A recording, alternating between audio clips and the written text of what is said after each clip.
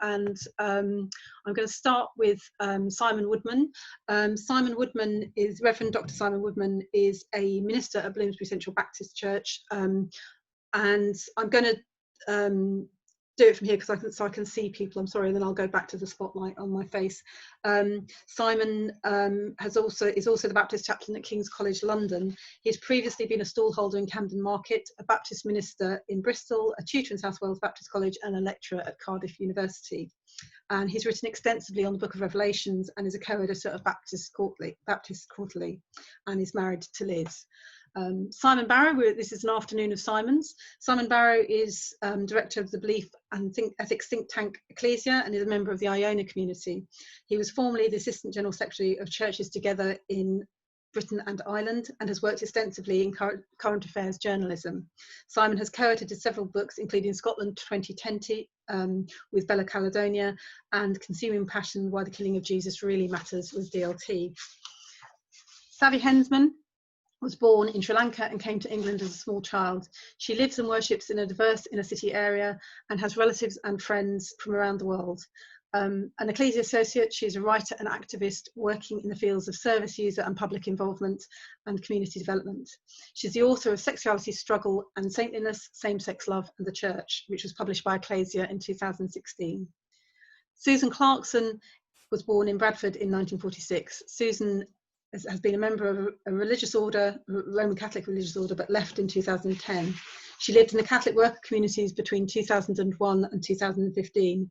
And during this time, she took part in nonviolent direct action in the USA and Britain. In 2012, she visited Kabul, Afghanistan, to visit the Afghan peace volunteers with Voices for Creative Nonviolence. And we heard a little bit about that from Henrietta this morning. Susan has been a Quaker since 2013 and is interested in Quakers in Russia, which is a country she's visited several times. And finally, we've got our third Simon of the day. Dr. Simon Duffy is a director of Centre for Welfare Reform and is also the secretary of the International Cooperative Citizen Network. Simon is currently working a lot on universal basic income and is doing a lot of creative work around developing UBI labs in different parts of the country. Simon is a social innovator and philosopher, best known for his work on self-directed support and citizenship. He set up a number of organisations, including Inclusion Glasgow and In Control. His writing includes Keys to Citizenship, Women at the Centre, The Unmaking of Man and Unlocking the Imagination. So there's again another really wonderful panel. And I just before we start wanted to note that we're missing one speaker from the book who couldn't be with us today because a couple of speakers couldn't be with us today, but one speaker is no longer with us in the world, Edward Ecklin, and he wrote a very beautiful chapter about the environment and unfortunately passed away last year. So I just wanted to note his significant contribution to the book and that he is greatly missed. And so we're going to start off by, I'm going to take us over to Simon Woodman, and Simon Woodman is going to set the tone for this afternoon by talking to us about the Book of Revelation and the idea of the New Jerusalem. Thank you, Simon. Thank you very much. It's really good to be here and to see names that I recognise. Hi, Charlotte, in the panel of people who have joined us. There's an important question to be asked when it comes to considering a properly Christian response to the common good. And I think it's this: what in the world are we here for? And I want to propose over the next few minutes that the church, and by that I mean the church universal, but also very much the church local, is here in this world to build a vision for the common good. So I'd like to invite you to come with me for a moment into the fascinating vision of the church on the earth, which is found in the biblical image of the New Jerusalem in chapter 21 of the Book of Revelation. And I want to offer this image as a model for Christian engagement in building a vision for the common good. My suggestion is that this is a metaphor for the church militant, for the church in the world, a compelling picture which invites further reflection as to what it might mean to be the church in the here and now, in this time, and in whatever place it is that you're zooming in from. So by this understanding, the New Jerusalem is a picture of the people of God on the earth, a symbolic image designed to address the question of what on earth the church is here for. So I want to unpack this, and bear with me for a few moments, because I'd like us to consider the utility supplies in the New Jerusalem, and specifically the supply of light and water.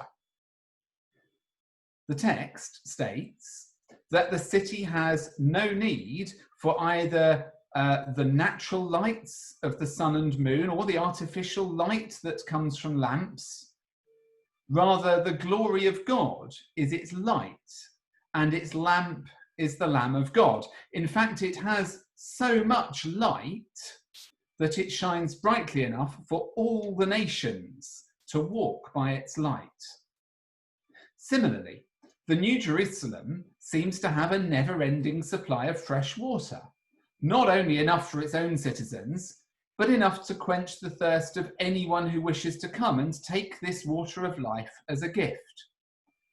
If you want to know more about these, read through chapters 21 and 22 of Revelation.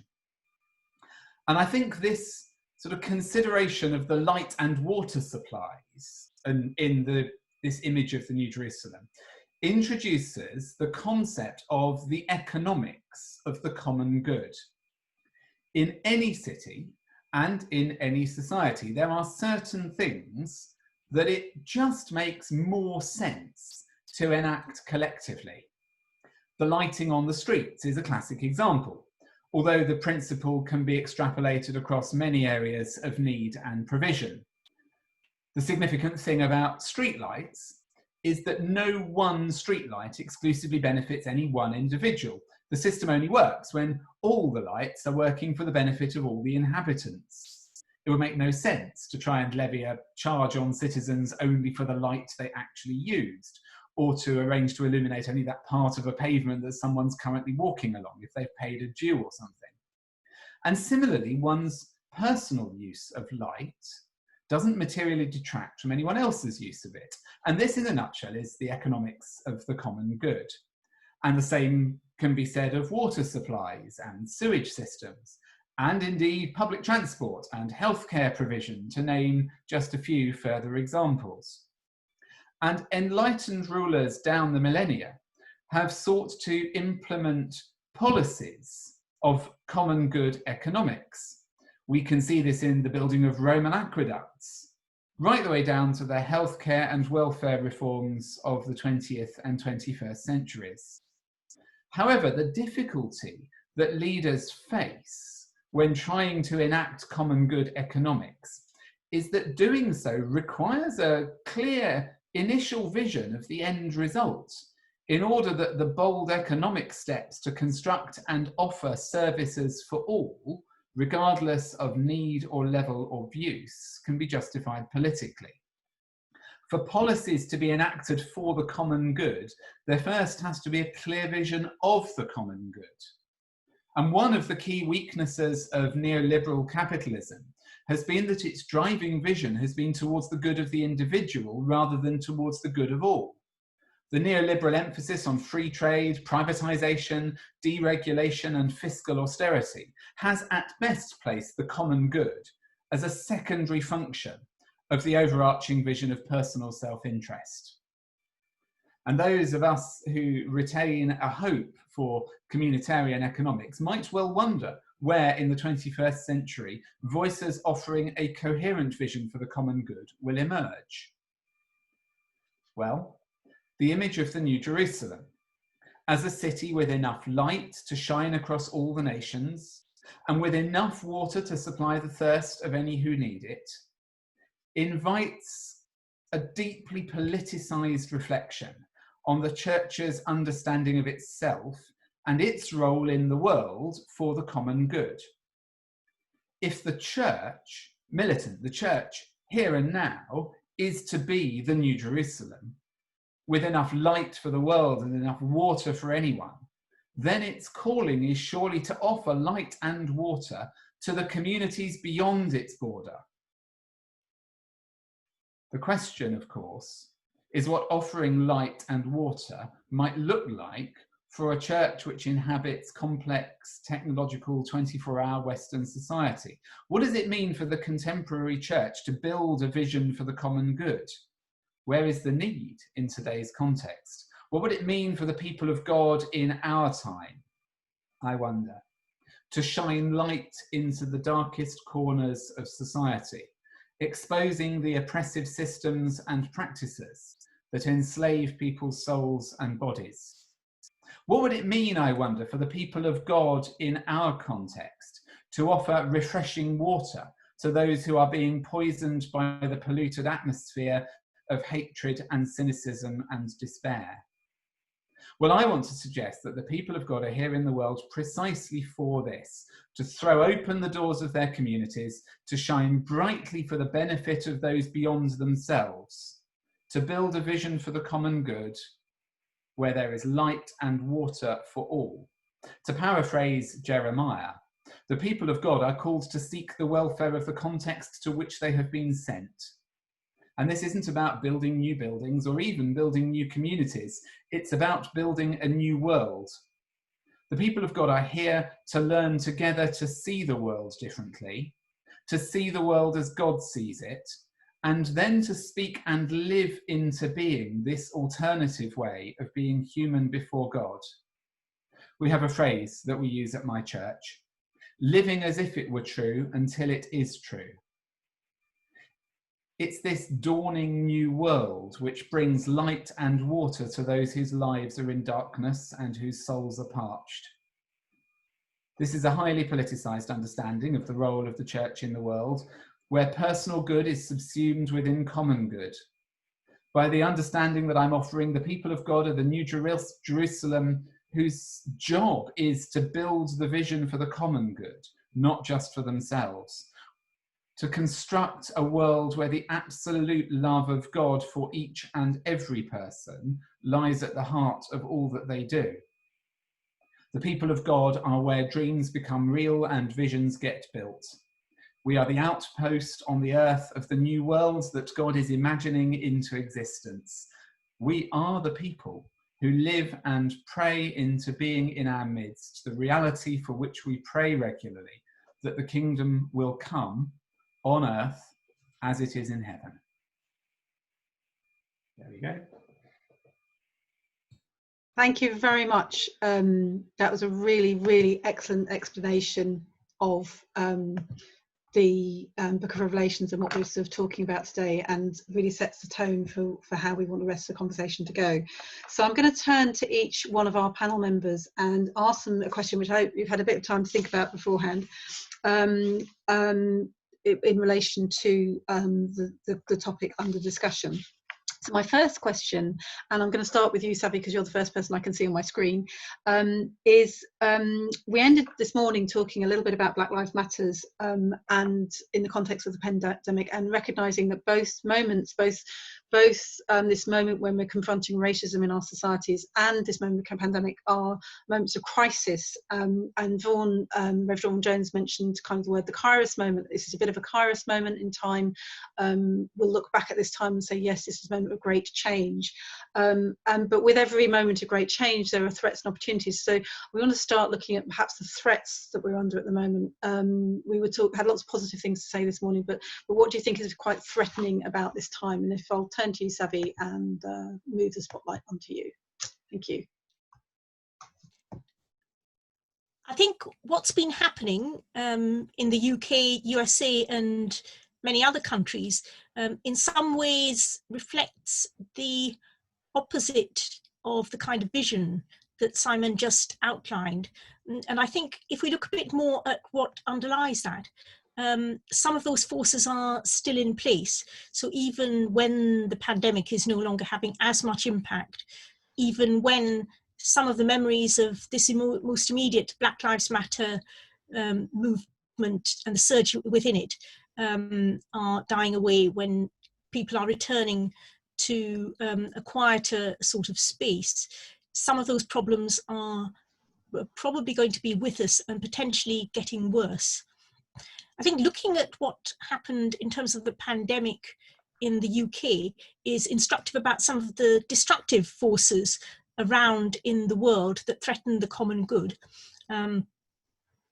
We saw in the run-up to what has been a catastrophic failure, resulting in many thousands of lives lost and probably many thousands more to go. A lead-in of increased austerity that meant that many of the protections that were in place were dismantled, public services undermined, the National Health Service slashed, social care reduced to an often skeleton service running without enough people and with very little resilience in the case of something going badly wrong. Workplace rights whittled away, and a hostile environment created in which Black and minority ethnic people, largely migrants and the families and descendants of migrants, often demonized or treated simply as disposable, useful in certain circumstances, but fairly cheap. If you lose one, you'll get another. So within that context, when coronavirus hit, we found ourselves in a situation where a lot of people, and we're talking about a pandemic that's particularly in this country hit people in low-income households, people who are minority ethnic, Black and minority ethnic, or people who are disabled, or a combination of those. Many people were simply either left to fend for themselves or put in positive danger by some of the actions of the state, like sending people who were still infected into care homes, not supplying personal protective equipment because so much of so many of those services that could have coped some years before had been pushed out to private sector firms who weren't able to do it, weren't able to function even with basic competence, likewise with testing. So we saw a whole host of problems connected with those underlying issues that have been flagged up before, about opportunities for profit being placed over human need. It's not even about, some personal freedoms. So many persons have had their freedoms undermined, but a vision of individualism that actually undermines the rights of many individuals and leads to collective damage, something that is a bad outcome for so many in terms of what kind of society we want to live in.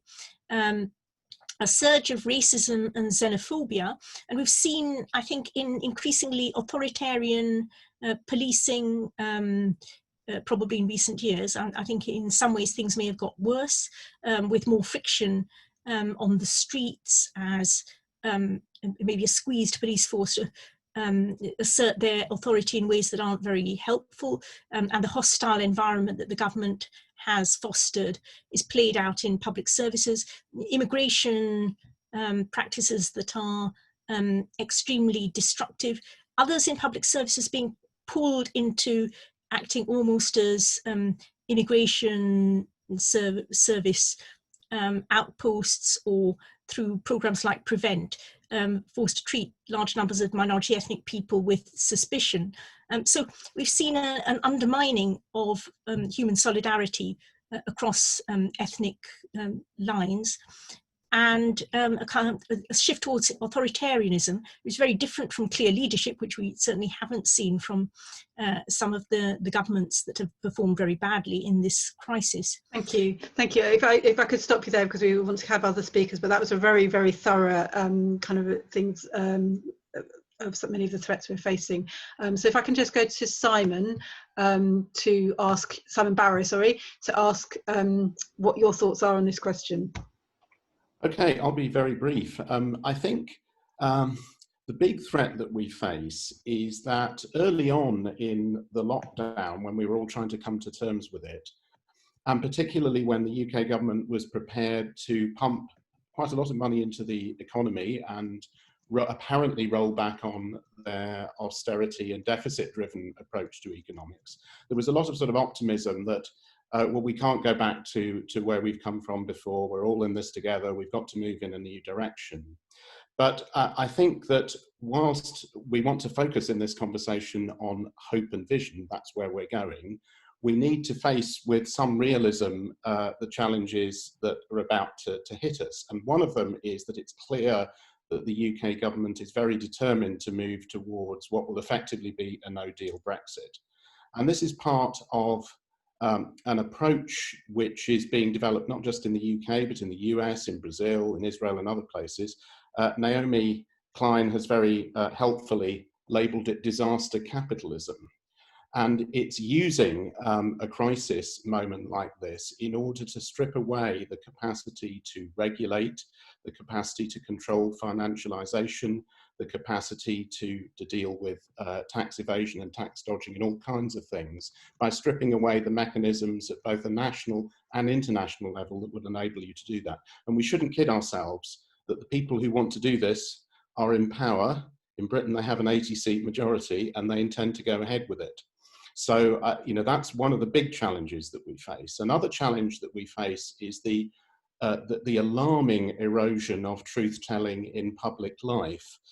Donald Trump, Dominic Cummings, our current Prime Minister here in the UK, have all discovered that you can say things that are entirely counterfactual and get away with it. And that's happening more and more. And truth-telling is obviously a core Christian and spiritual vocation. So how we recover truth in the midst of it. I mean, today the Prime Minister has said that slave traders were perhaps people who simply had a different understanding of what right and wrong was, and make statements which would in any other context be entirely unacceptable, while saying he stands against racism. I mean, this is a complete distortion of the truth. So I'm sorry to be so stark about it, but we have to face those things. And finally, I think we need to look at the role of faith and religion in all of this. And again, there are some alarming signs here. What we've seen unleashed in the United States, and this means something very personal to me because I'm married to an American, is what I think can only be described as imperial and slaveholder religion. The taking over of the main narratives of Christianity by people whose agenda, when you begin to explore it in terms of the way of Jesus, the crucified and resurrected, and when you take it in terms of the vision that Simon laid out of a New Jerusalem, are pointing in exactly the opposite direction of that, and yet are using Christian language. So one of the challenges for Christians is how we recover faith and deploy it towards those purposes of peacemaking, forgiveness, sharing, and all the other things that ought to be central to following the way of Christ, whilst recognizing that there are major forces in the world pointing in the opposite direction. So we are in the midst of a huge struggle as well as a huge pandemic. And whilst we're come on rightly to look at the signs of hope, we need to face some of the darker forces that are at work here. Thank you, Simon. I think that's absolutely right to be that stark. I think that those challenges are very, very real and very frightening. Can I move on to Susan? Susan, sorry, yes. did you hear me? Yeah. Can you hear me? Yeah. Yeah. Good. Yes, just very briefly, two things threaten what's happening. One is this belief across society that things are going to return, or a desire for things to return to what they were. And this is either in the, powerful people or ordinary people in the street. And sometimes it's fear. And I think that's something that we're going to have to look at and encourage people that it's not going to be the same, but we'll all be together creating something different. And the second thing is, always, I'm afraid of people getting left behind. And I think that was talked about a lot this morning. And it's something that I really feel very deeply about, that whatever new society we create, no one should be left behind. So that's me. Thank you. Thank you, Susan. That's great. So over to Simon Duffy now. Your thoughts on this? Yeah, so I think I agree with so much that Simon Barrow just said, and I think I'm going to keep it really simple. The Centre for Welfare Reform, which I run, is a kind of rather marginal think tank. It's based in Sheffield. One of the strange things that the COVID crisis has created is that I now can join lots of meetings in London with other think tanks. So it's been kind of interesting. I don't have to pay £200 to go down on the train. £200 I can't pay, and suddenly you're talking to lots of people who are around the circles of power in London, and they're good folk, well intentioned, lots of good ideas. They have a catchphrase which is "Build Back Better." And all the time I'm thinking, but there's no chance of this happening in this country at this point, because the leadership of this country lie, and actually have effective control over most of the mainstream media. And as a Christian, I suppose one of the most challenging things is, and I think what Simon's saying about the States is right, but let's think about our own country. I mean, there was a point 5 or 6 years ago where the church was relatively active. Simon, Virginia and I were all quite involved in different attempts to challenge austerity. Where's that gone? I mean, austerity is worse now than it was 5 years ago. Welfare reform is worse than it was 5 years ago. And our ability to resist that is worse than it was 5 years ago. So I don't see what's changed at a fundamental level in the systems of power and control, other than that things are worse than they were.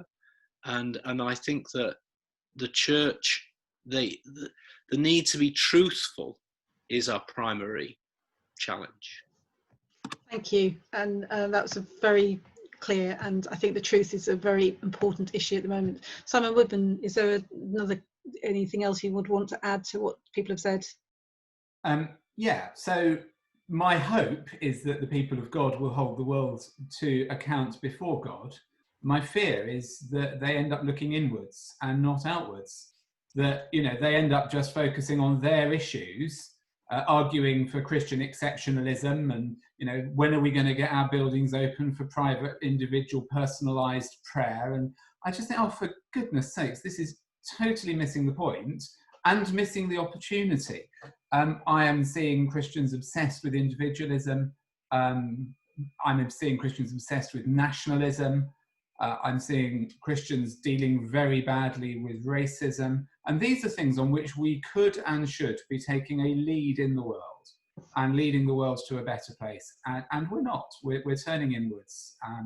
I have a theory that anything with an ism on the end is problematic. And when I see it in church, it's doubly so. There we go.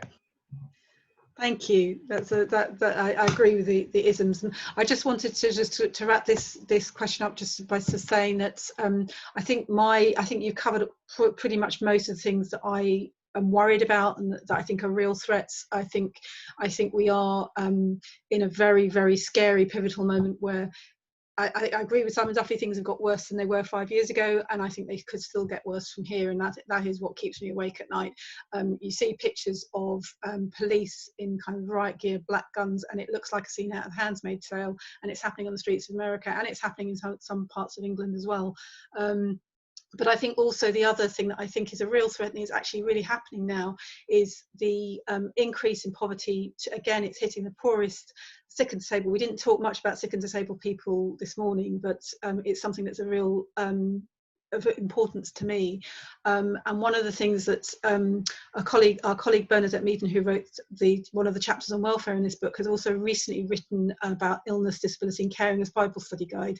And she was flagging up in that book the real threats to disabled people as being their lives not being seen as worthy, and so many medical people actually sort of thinking that it's okay to put DNRs on learning disabled people and people with physical disabilities. And I think the threat of eugenics is the highest it's ever been in my life at this point. So that is a threat that I think we really is very real for disabled people.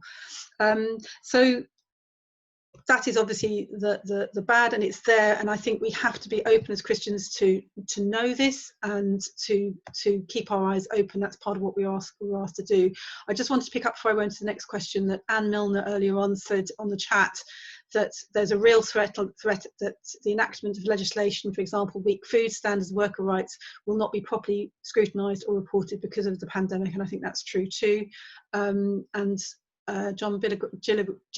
Gillibrand, sorry, I've said your name wrong, John, is, I said, worry very much that an Anglican priest who presented as self-obsessed and preoccupied will very much agree with Simon Woodman here, reflects the larger issue in the way in which churches relate to the public sphere. So there's a bit of a challenge to us in the churches to see if we can be more than church buildings and more than private spaces. So my next question moves us into a more positive frame of mind. So, you know, if we've identified the threats and we will think about how we might deal with those threats, but what signs of hope and opportunity have we seen in this time of pandemic? I'm going to go to Simon Duffy now to kick us off on that question. Okay, well, there were three things that, like when the COVID crisis, it was a bit bizarre for me. It shows how lacking in awareness I was, because I was actually invited to go and speak in Madrid just as all of this was happening. And I arrived at the airport, and the person who was my host, her phone went and it said, "Oh, all the schools are closed tomorrow." So I'd got into the middle of a kind of COVID hot zone, and 2 days later I'm flying back, and I'm actually reading about it far too late. Not as late as our government, of course, who spent another before we did lockdown, but we locked our family down, and my working life changed radically. And there were three major threads to what happened, and so that's what I'm going to focus on. And the first one was the social care world. And originally I was given a lot of messages that people would be shielded and that this was the group that would be protected. And yet what we discovered, of course, is that that was not the case, that in fact people were being discharged with infections into care homes, that people were dying. Now that's not very hopeful, is it? And I think, so in a sense what we do is we learn what Virginia's just said, is that there's a kind of eugenic principle that's de facto working in our welfare state at the moment, that some people's lives do matter more than other people, and we've organised around that principle. I think that the disability community and some of us are using this as an opportunity to challenge institutionalization again, though, because one of the things that we've slipped back into is a kind of accepting that, particularly for older folk, that they don't really belong in the community, that they can be put into large congregate care homes where these kind of infections are rife. I mean, actually, there's a kind of higher death rate in these places anyway. They already have a eugenic function.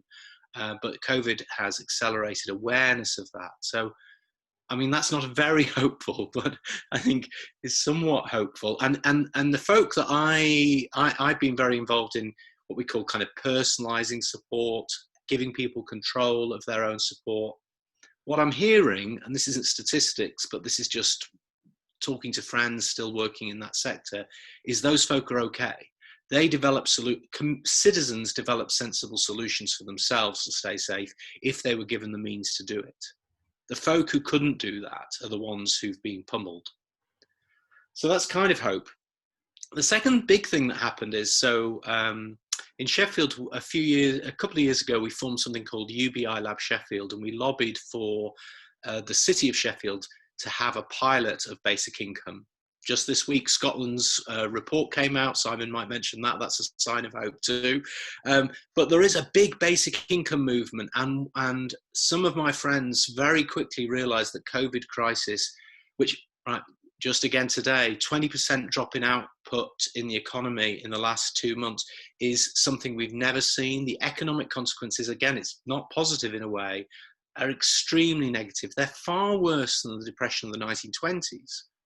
So the likely economic consequence of COVID is unlike anything we've seen, and that's probably terrible given our leadership, but possibly transformational. Our opportunity to look each other in the eyes and say, this is the time when we need to take care of each other first. We need to take care of the people. We need to make sure everybody has a basic income. The priority is not to pump back into our kind of polluting economy, our toxic economy, but our priority is to take care of each other, make sure that the basic things are done well, and kind of rebuild the economy around economic security. That's a real opportunity now. This is like, could be like the equivalent of the NHS moment, but for economic security. It could be. Again, challenge is that the church has not been active here. And my friends in Church Action Against Poverty said, actually, we're having hard enough time persuading church leaders that universal credit's a bad thing. We can't get them to think basic income would be a good thing. And I find that very depressing. A third thing is, I and a guy called Cormac Russell started having conversations with people around the world around how do neighbourhoods organise in the midst of this crisis? What are the principles for that? And that work has led to, I mean, that's where probably the most hopeful thing. What we've seen is a kind of lots of people recognising that community is something that they've wanted for years, but have never figured out how to make real.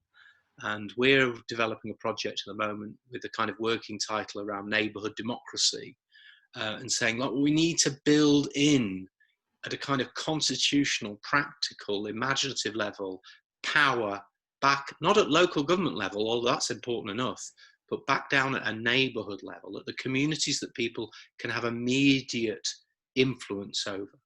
So those are the things that I'm working on at the moment. So they're a bit, there are probably lots of other things that are important, but that's what's in my head.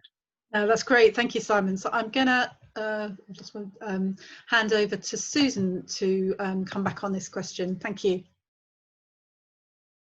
There we go. Okay, yeah, I'm very excited about this question. And the two things I want to talk about is first about my own city, Bradford, and then about our local Quakers. But one of the things that I've really been taken by, and everybody's experienced this, the groups that are helping people with doing shopping, with visiting, well, not visiting, calling, making sure people are okay. The mutual aid groups, and mutual aid is a phrase I love because I think really I'm an anarchist at heart. And those things have been happening, and because I'm a senior citizen and I live in sheltered housing, I've had people offering to do things for me, and it's been really wonderful. And I think that these kind of initiatives will continue. And I do know that I know people who work in food banks who have been putting themselves at great risk by going to work during this time. And I think that's going to be built on. I belong to a group called Believing in Bradford, which is we don't do anything together yet, but I do know that it's a multi-faith group, and it was an initiative of Bradford Cathedral. And I do know that a lot of the young men in that group are doing great work with people in their own communities, their own faith communities, and also on a wider level.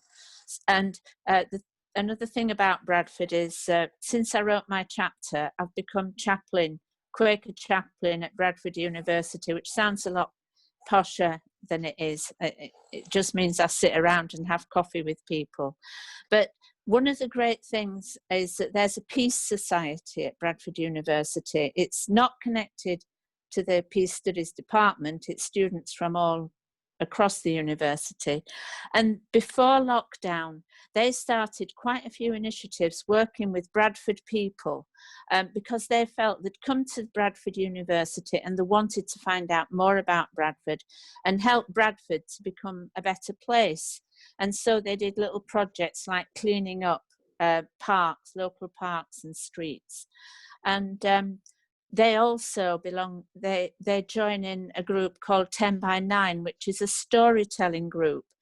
And this storytelling group used to meet once a month in person, and now it's moved online. And it does mean that we're getting calls, we're getting students who've returned to their own countries, who are coming back and telling stories about their experience of COVID.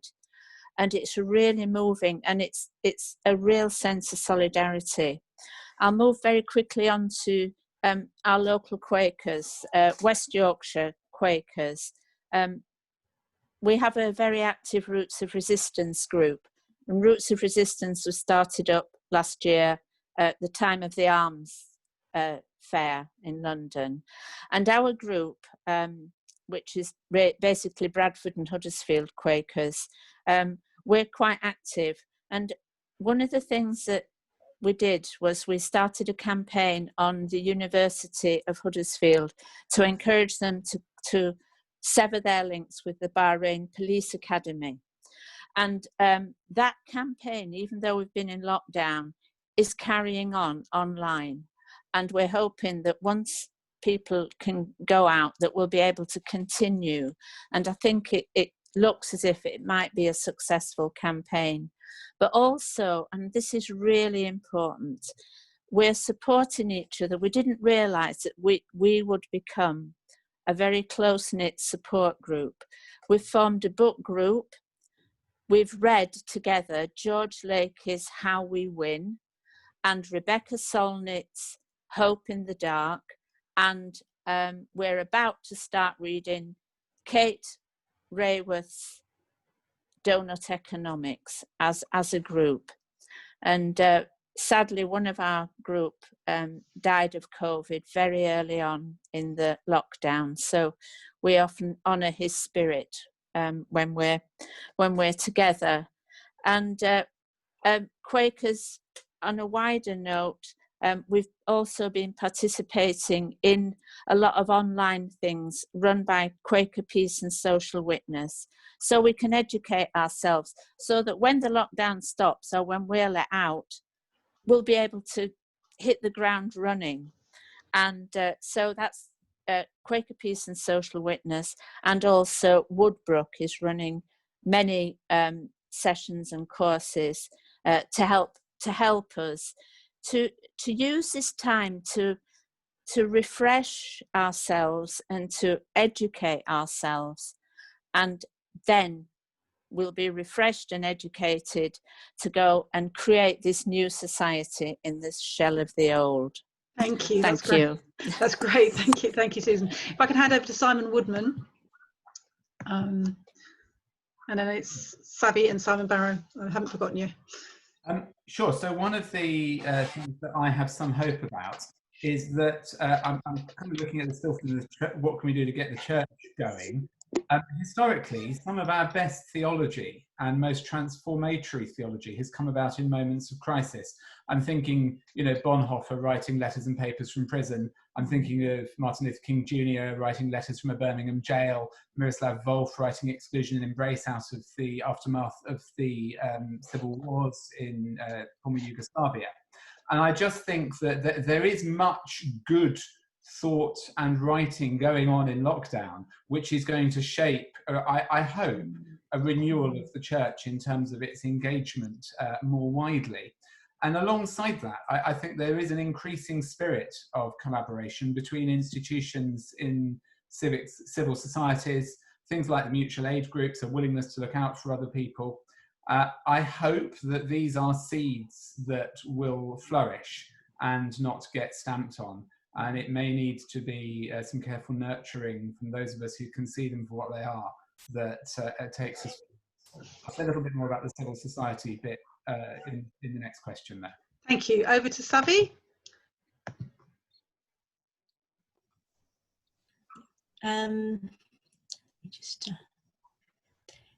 Yes, I mean, I believe that there has been increasing recognition of human interconnectedness, locally, nationally and globally, and the need for resistance to forces that undermine and harm people, though very often this has been outside the institutional churches rather than within them, which poses a certain challenge about how we harness some of those insights and hopeful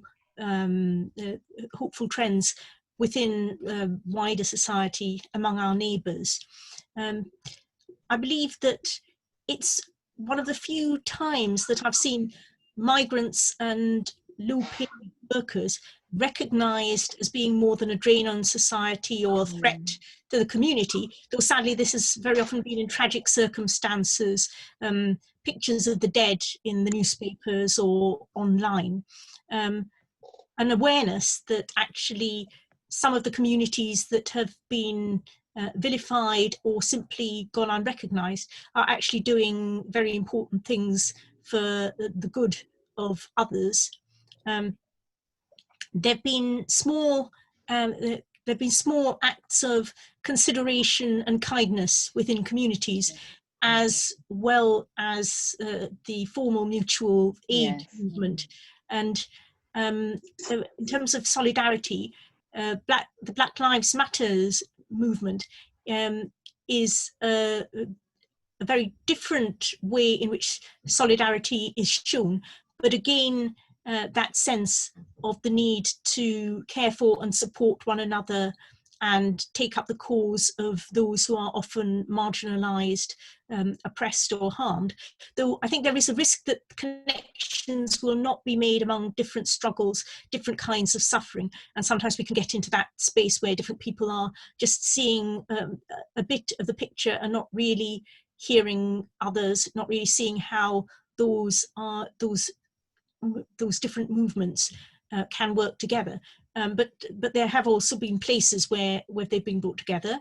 There have been acts of truth-telling in very difficult circumstances. I mean, we've seen this in the USA, but even in the UK with a few unlikely heroes who have brought to light, for instance, the toll of COVID-19 and actually made it possible for wider communities to force the government and others to act in ways that they might not have done for a long time otherwise. So talking about anyone from the Office for National Statistics to the Financial Times, those who might not obviously come to mind, but many others who've done what they can to share information, share understanding. And there's been talk of a different kind of economy that cares for people and the planet. Though this is obviously not going to happen automatically, there may be a push towards something that is even worse than at present, and then a lurching from one crisis to another. So the question arises of how can we build on these signs of hope and opportunity, but they are there. Lovely, thank you. And Simon Barrow. Oops. Just unmuting myself. Right, okay. I mean, I think what's interested me about the contributions we've had so far is how many of them have talked about the importance of small and local initiatives and networks and so on. I think this is really, really important. I think a sign of hope is what I'd call globalization from below. The globalization that we normally talk about is a system that's imposed from above by corporate interests and by states and by think tanks and all kinds of other things. But the globalization below is about discovering the possibility for doing something different and transformatory, whether it's the universal basic income experiments that Simon Duffy was talking about. We also have here, incidentally, a friend from the Kingdom of Fife in Scotland, which is one of the places where there's a possibility of an experiment with basic income. And so I think that's an important trend. And along with that, mentioning basic income, as has been seen in the past, we have discovered suddenly in a moment of crisis that something that seemed way off the agenda and entirely impractical suddenly becomes a major talking point. In this case, basic income. The number of people who were talking about it was relatively small before, but it's now coming into a kind of majority discourse. Now, there will, of course, be huge resistance to it.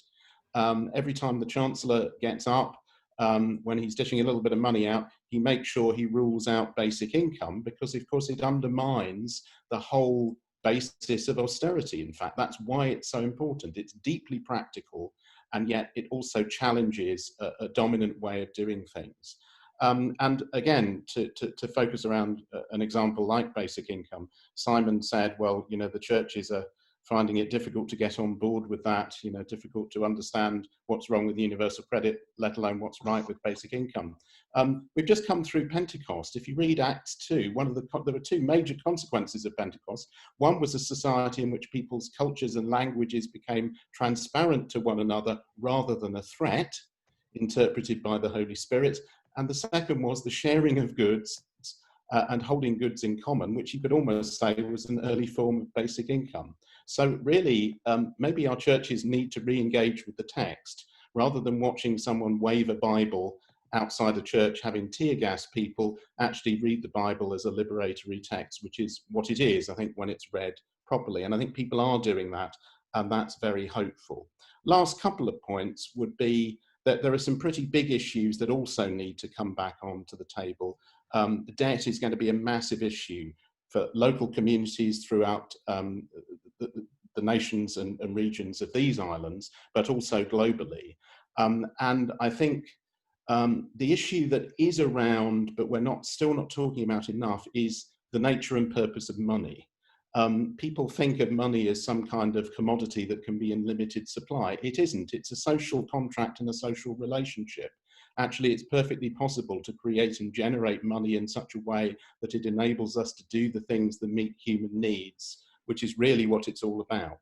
And whether it's modern monetary theory or the resurgence of Keynesianism, we have an opportunity to challenge the mean-spirited, austerity, deficit-obsessed approach to economics and money. But remember that that whole approach is extremely successful for hedge fund managers, for large corporate interests and so on. And that again is where there's a struggle over that. But it's coming to the fore, which is really great. And then my last point actually draws on some inspiration from what's been happening again in the United States and starting to happen here, which is that although I think it's very easy to be aware of the captivity of huge chunks of the church to a power-driven imperial ideology, as I mentioned in my first contribution, nevertheless, the churches are also involved in the movement of poor people together, for example, which has been coming out on the streets. And I love the fact that people were talking about this as an ecclesia of the streets. For people who don't know, the reason our think tank is called Ecclesia with a double K is that of course refers back to New Testament and other language, which has a double sense. It's about being called out of dominant institutions and called into a public space where we begin to create a new community. And what some people were saying was that the failure of the churches as institutions, hidden away within their buildings, have brought people instead out onto the streets to build new relationships and to see the gospel impelling us in fresh directions. And I think it's very, very encouraging and hopeful to see that, and there's real opportunity there. Actually, my last point I do have to put in, which is that there's something on the horizon that we're not talking about much at the moment, which will really reshape an awful lot of things. And that's automation, artificial intelligence, and robotification. The next wave of post-industrial revolution, which will hit us over the next 20 years. Enormous capacity there for good. It could be that we use these new technologies to do away with the drudgery of work, to create basic income, to create more equality, to enable people to release their time for creative and artistic purposes and so on. But of course, it can also be used for profit extraction, for domination by a small number of corporate interests and so on. So there's a huge opportunity there. But again, we need to reshape our hearts, our language, as well as our institutions to be able to grasp it in a fresh way. Thank you very much, Simon. Just quickly, I just wanted to just add to that two things I think we haven't quite captured is one about the environment. I think Ellen mentioned this morning there has been an upsurge since people have gone back on the roads as lockdown is easing. But one of the big encouraging things was that we have stopped the planes flying. It's not a good reason to stop the planes flying, but the planes have stopped and climate emissions have reduced as a result. But also, I think there's been a greater appreciation of nature, including for myself. I mean, I've got a biology degree, but I haven't loved nature as much as I've loved it this year. I'm paying attention to birds, I'm paying attention to flowers, I'm kind of teaching myself things, and I'm not the only one. I can see it happening all the time. And the last thing I'd want to say is I'm the mother of young adults, and I'm also the aunt of young adults, and I see great hope in that generation. They are active, they are committed, many of them have found lockdown very, very difficult, and it has kind of turned them inward. But I think that turning inward is going to turn them outward, and there's going to be an absolute explosion of this generation, and they are going to change the world. I really believe it. I'd like to point out, thank you, Bishop Kenny, for your comment. The government breaking down international solidarity through Brexit, and the church could take some of this task. We already have the connections. Here is a church leader who believes in basic income. We're really pleased to see that, and I think Simon's already given you a link to the church basic income group. Ellen Teague's noted that churches are looking at money, ethical investment, things like Pax Christi, Operation Noah, away from fossil fuels and nuclear weapons. The Vatican is looking at automation and robotics. Mary Stevens comments, perhaps the failure of the institutional church is that those of us who live within an institutional church are not all following the gospel in such a way we're effectively addressing these issues. As individuals, we are not disciples with a real change of heart, mind and understanding, and that's a bit of a challenge to us.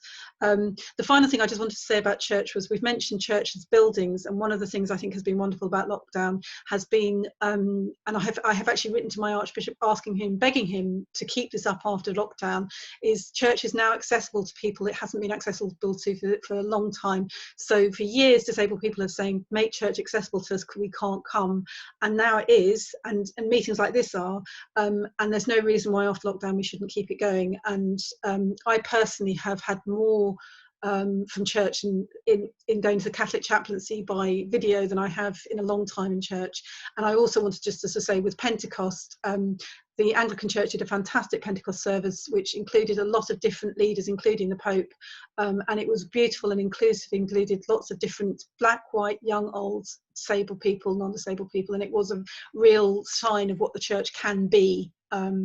So moving on, I think it kind of moves us nicely into our vision. We've talked about the threats we are going to have to navigate. We're talking about the hope that gives us a sense of that we can move forward.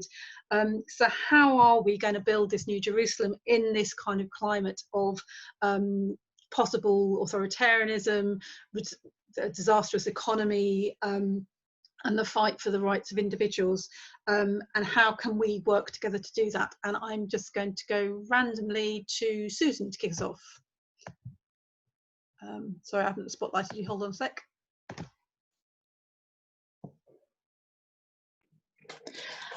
Well, I just wanted to say about the vision for the New Jerusalem. I love that chapter in the book, and I've loved what Simon presented today. And I really don't have any big practical things to offer. So I'm going to use my couple of minutes by just saying, to endorse what you've just said, Virginia, about disability. I've found, I mean, I'm visually impaired, I'm registered blind, and I've found it's been fantastic, the things I've been able to do online. And I know that, well, I don't know what's going to happen in the future because I keep it one day at a time, but it really has helped me. And the other thing I want to use my last minute for is to say that I've been doing a course on Bible study for Quakers run by Woodbrook. And the texts we've been looking at are John's Gospel, Ephesians and Revelation. I absolutely love Revelation. And those texts were chosen because they are the texts most quoted by early Quakers, George Fox, Margaret Fell, and all the other wonderful early Quakers. So I feel very connected to the rest of you as, you know, as Christians, you know, Christian myself, and taking the Bible as our text for the future. So I think I'll leave it there. Thank you, Susan. Virginia. And I'm going to go to Simon Duffy. Yeah, I was thinking about two things. So one is, a few years ago, we formed this community cooperative called Citizen Network, and there's a very practical purpose to that in a way. It's to share learning around the world. I was traveling, often by aeroplane, and I'm going, why am I traveling to Australia to tell people stories about things that are going on in Bradford or Barnsley more often. And so, you know, when we can use technology to build community, and that's been a very exciting development. But there's a kind of theological or philosophical element to that as well, which is the notion of citizenship for me is the way in which we actually recognize the equality and unique diversity of each human being. So citizenship is, as a concept, which is of course is a highly biblical concept, is another term that jumps out of the Bible again and again, but often isn't being fully kind of valued, is saying, you know, we can all be equals and we can all be the unique individual we want to be, should be, that kind of the flowering that we were talking about, the kind of Aristotelian sense of human good that each of us has within us, this potential. But we need each other for that flourishing to happen. And we can move away from these kind of broken measuring sticks, how much money you have, how famous you are, all of this nonsense that we're fed all the time. And I think there's just like millions of people who are hungry for a different way of thinking about the purpose of life. And I think it's something where the church and Christians can play not the dominant role, but can be a voice that amplifies and supports that conversation. So that's one thing I'd say in terms of a vision. I think it's trying to really reframe, think again about some of the core concepts that guide us in society. At a really practical level, my vision is a little bit local. Like I have these grand things I'm working on, but what I really would like to see is a new constitution for my city of Sheffield. Power is so centralised in the UK, and most people in the UK do not understand what a weird society we are. I mean, you know, the Sheffield has got a population of 500,000 people, and it's run by a parish council effectively. And it's run by a parish council that controls less than 15% of public spending. So almost everything is decided in London. And I put on my list a kind of rather controversial paper called Colonialism 3.0. But when I think about my engagements with London, I don't mean Londoners, but I mean the power of Whitehall and the power of Westminster and the ideology that drives it. It feels like colonialism. It feels like those people think that we are just worthless, that we can't actually take power unto ourselves. And so I suppose my dream is that, you know, that the church could actually, in a way, also encourage a kind of civic republican spirit of let's bring back the power, because it's our power. And that's where so much beauty is created, at that local level, at the neighbourhood level, and at the civic level. That's wonderful, thank you. Simon Barrow. Okay. I did a chapter for this wonderful book, which I'm privileged to be part of. I don't actually have the book with me, but I seem to recall my chapter was called The Uncommon Good. Is that right, Virginia? She's nodding. That's good. I found an earlier version of it later, but everyone else has got their library behind them. Mine is somewhere else at the moment. And part of the reason for that was that I wanted to suggest that the difficulty sometimes with common good language is that it can start to sound a bit like we're all in it together, when in fact we're not. Some people are really in it, and other people can escape it quite easily. It's rather like the riposte to Black Lives Matter is all lives matter, but in fact, all lives only matter if we pay real attention to people who are being pushed down and oppressed. Otherwise, it's simply a way of avoiding that. So there's a way of framing common good which can smooth over the deep inequalities and injustices which we do need to confront. But one of the things that I think church communities can do is consider how we can really nurture and develop what I called in that book uncommon goods. They're not unknown, but they're things like peace building as a fundamental way, refusing war and so on. Holding goods in common, we've talked about the vision of Pentecost and Acts 2 and so on. Forgiveness as a political virtue, there are all kinds of things that are very practical that we can do to try to model the difference that we actually speak about and wish to envision. And I think there's a real opportunity for church communities there to reorient themselves in that kind of direction.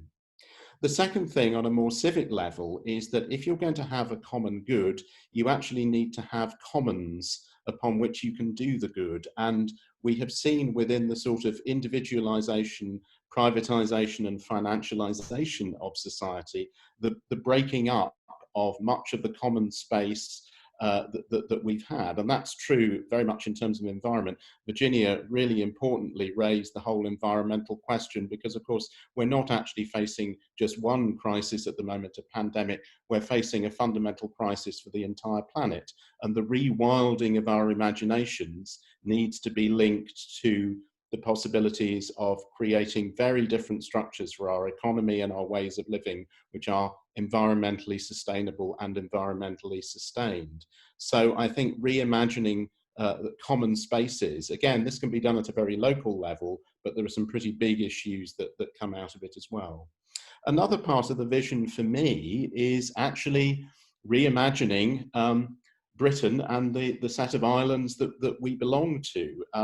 Simon Duffy referred to London, not as Londoners, I'm a Londoner originally, I love Londoners, but London as one of the main centres of international capital, one of the main centres actually of money laundering, and a financial capital which totally dominates the political agenda of the Westminster Parliament at the moment. As an English person who moved to Scotland, I really discovered that. It was quite a shock to discover how marginalised you suddenly are from that kind of political agenda, and indeed how you are constantly dismissed. And so my feeling is that we need to talk about the possibility of a Commonwealth of Britain rather than a United Kingdom. The United Kingdom system, it seems to me, is fundamentally broken in all kinds of ways. But imagining a Commonwealth of nations and regions that have their own autonomy and power appropriate to what they need to invest in the common good, actually working together in a different way, relates also to, you know, Simon's talk about a constitution for Sheffield and for Scotland and for Fife and so on, looking at actually how we reconceive our common life together.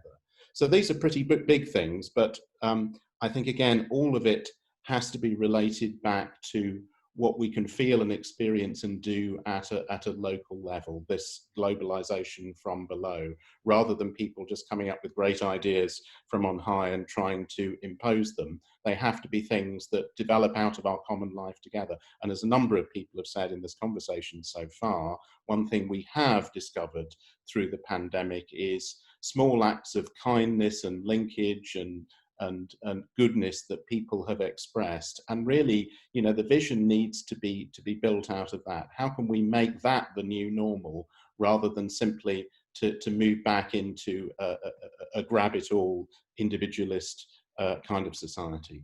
Thank you, that's great. Savi? I think the churches need both boldness and humility at this time.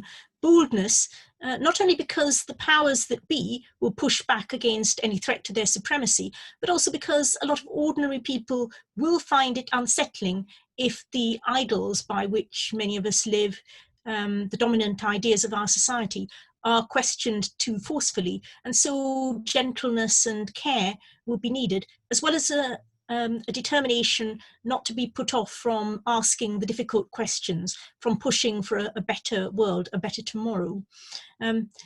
I believe that humility is also important because, in part, the Spirit is at work outside the churches, that there are very important things that people of other faiths and none are doing.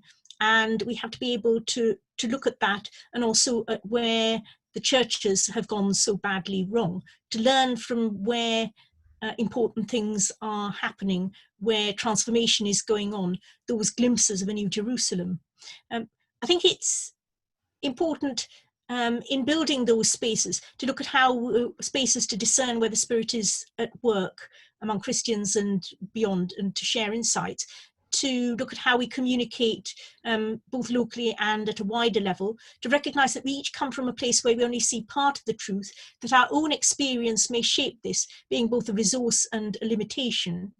And meanwhile, to value each act of resistance to what destroys and each act of care and mutual support, and attempt at dreaming and creating, dreaming of and creating a better world. Thank you. That's very beautiful. Thank you, Savi. And Simon Woodman, last but not least. Thank you. Yes, I was resonating with Simon Barrow's mention of the word power. I think Christian communities often feel utterly disempowered. You know, the decline in church attendance and the decline in symbolic and national importance of the church has left people feeling that their religion is merely a privatized thing that they do because they choose to, rather than something that they're part of that is transforming the world. So I wonder what it can be for the people of God to discover that they do have power to act in ways that are transformatory of society. And I want to be very clear here, what I'm not arguing for is a return to some kind of Christendom model of the church in kind of national politics or national institutions. I've sat in enough meetings where people say, and I mean no disrespect to the bishop on the call, what we need to solve this is to get one of the bishops on it. But there is some power there in structural power, but the real power is in the pews. And it's people who catch a vision and then act to bring it into being. And the structures of church life are really there to facilitate that. So I want to see the church entering into confident alliances with others who have complementary visions for the new world. So churches and mosques and synagogues and all the institutions of civil society, such as educational institutions, community groups, working together to bring about a transformation. I'm just going to say the best mechanism I have found for this is through my involvement in the movement known as Citizens, Citizens UK, London Citizens, Westminster Citizens that we're involved with, which is drawing people together across society to work for good in the interests of the people who discern what the good will be in their area. This has spawned things you will have heard of, things like the Living Wage campaign, the Refugees Welcome campaign. I was part of a small group, some Quakers, some Baptists, and some American Christians who brought a Syrian family and settled them in the West End of London earlier this year. During lockdown, I've been spearheading a campaign to get the toilets open and serviced in Westminster for the people who are on the streets and still sleeping on the streets who have not been housed. There's a letter that I'm a signatory to going out just today, looking at those who are currently in emergency accommodation but have no recourse to public funds and may be back on the streets within weeks. What are we going to do about them? How can we act together for them? Just some snapshots of the kind of things that we can be involved in transforming if we work together and collaboratively and take the power that is there for people to work and act and see the world a better place. It begins with the vision for the way the world can be, but that's then got to turn into action, and not in an exclusive way, in a collaborative and inclusive way. Thank you, that's brilliant. And I just wanted to, I think we've sort of touched on pretty much all the issues we've talked about in the book. And I think, like the Simons, I'm very encouraged by, I feel that the case for basic income has come on leaps and bounds, and there's a lot of good work. And I particularly want to highlight the basic income faith group that the three Simons were involved in as something, if you're interested in basic income, Christians need to be getting involved in that. But I also like this common theme of working locally. And I just wanted to point out one of the environmental things that's happened since lockdown. My city, Oxford, which has always been okay about environmental stuff, has really ramped up its thinking about spaces and closing spaces to traffic and making encouraging sort of cycling and making cycling safer, and that's something I think we can do all in our local communities as well. I just want to just pick up a couple of comments, and then if there's any further questions, please put them in text. So Ellen Teague says, if the Catholic Church is serious about building up critical analysis of power, it should put more resources towards justice and peace structures, as well as Caritas, which is organising fantastic work at this charitable work at this time. And we need more analysis of structural injustice, although Laudato Si is a wonderful resource text. And Bishop Kenny's very kindly said, has agreed and said, totally agree, but it's hard work, which of course it is. Yeah, so David Maloney from DLT is just logged off, but his colleague Will is still on the call, because I wanted to come back to DLT at the end.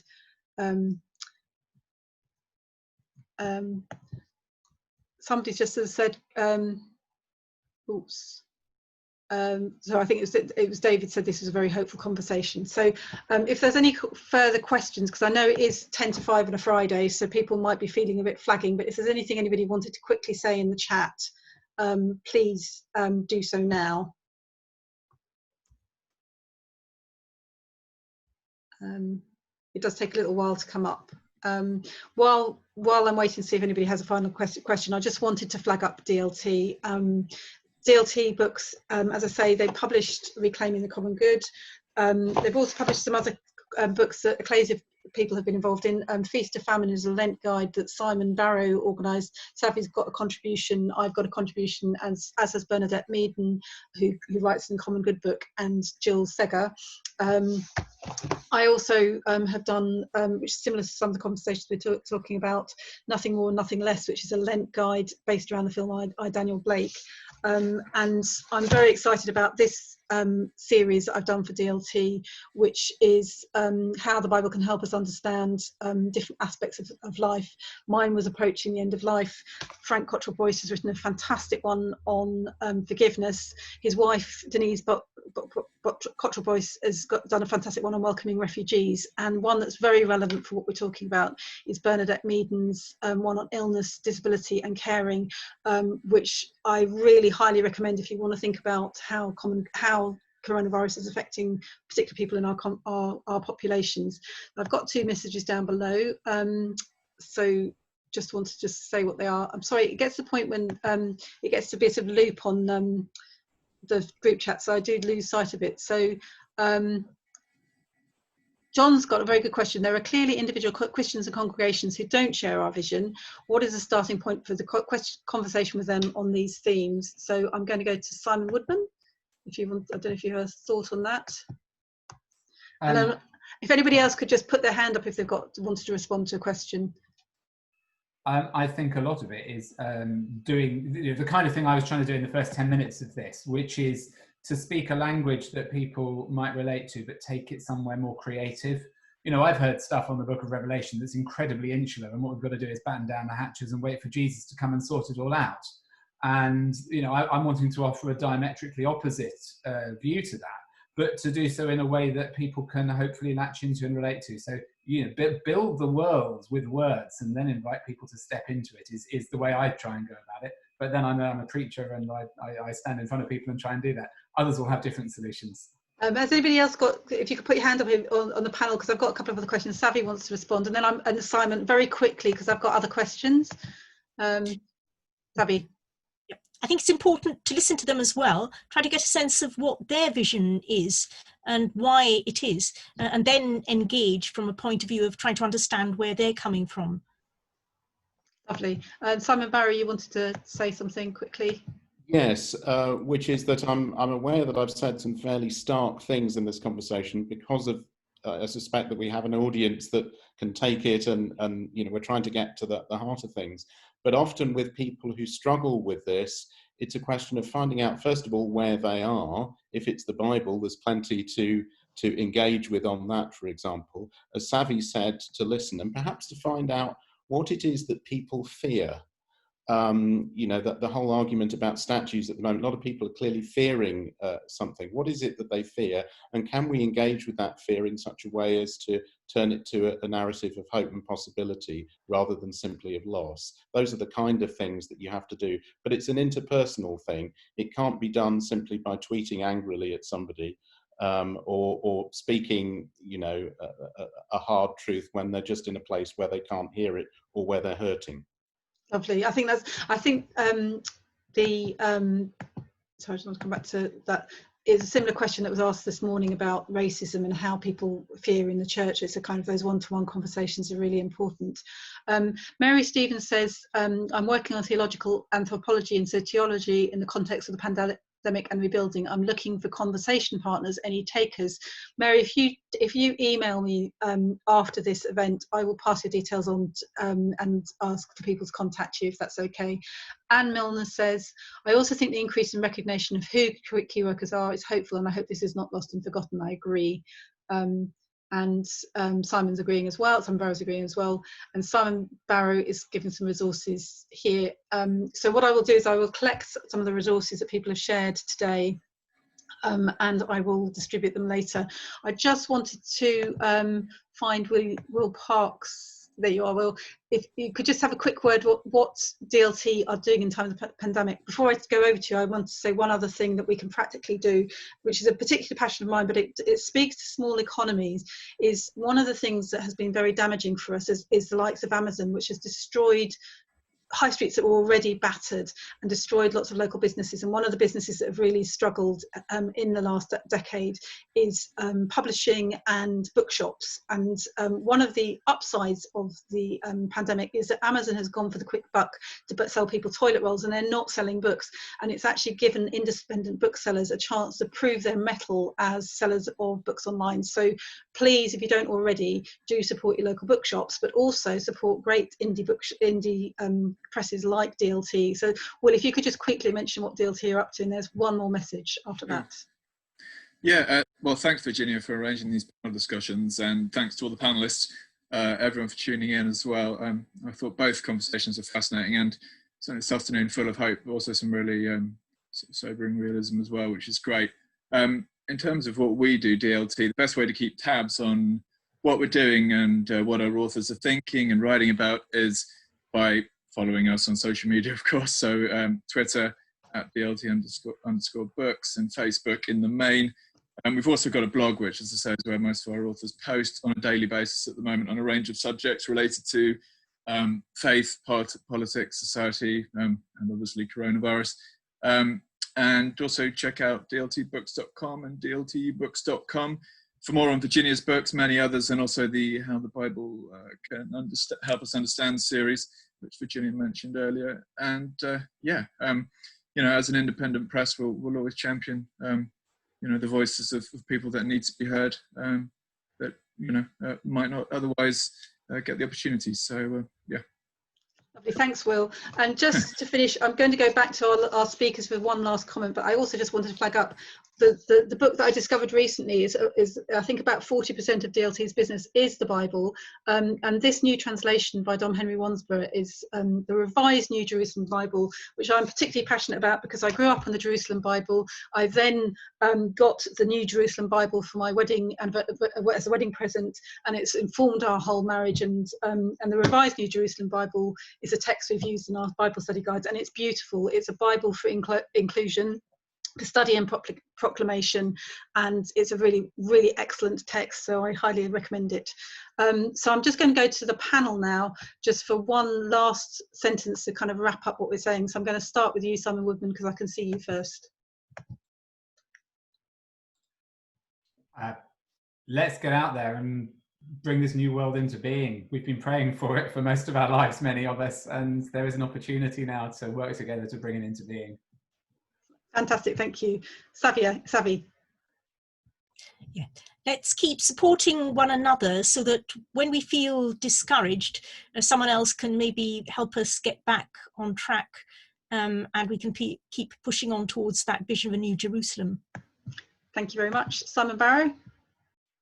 Okay, my last word would be let's be wise as serpents and gentle as doves. Wise as serpents in the sense of let's not kid ourselves about the forces and dangers that we face, but gentle as doves because let's not use the same weapons that are deployed against us, because in the end they won't win. And we need to remember that the New Jerusalem isn't just something we build, it's actually something that's gifted to us. And the one who gifts it to us is the Prince of Peace, not of war and austerity and oppression. Thank you. Simon Duffy. I think I'm lacking in profundity, but the word that stuck out for me was Savi's word of boldness. I think boldness. Thank you. Thank you very much. And Susan, I think you get the last word. Yes, let's gather with everybody on the banks of the river of life, where the leaves of the trees are for the healing of nations. Thank you. Beautiful last words. Thank you ever so much, everybody, for sticking with us on a Friday afternoon. I hope there was plenty here for you to go away and think about. I will be sharing the video. I will be sharing some of the resources, and let's all keep working together to rebuild Jerusalem. Thank you for your time and thank you for your involvement.